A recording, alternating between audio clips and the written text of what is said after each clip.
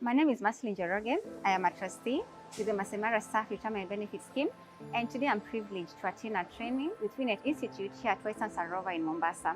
The main theme of this particular training is on the relationship between the boards of trustees and also the boards of sponsor nominated trustees. My main expectations for this particular training is to know the relationship between the board of trustees themselves and how they relate with other stakeholders in the industry, majorly being service providers and also other regulations that govern how benefits or retirement benefits are handled internally, either by the trustees themselves or service providers.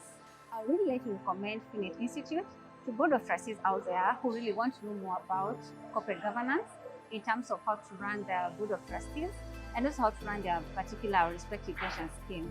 I've learned so much as a person, and I'm sure I learned the same. Thank you.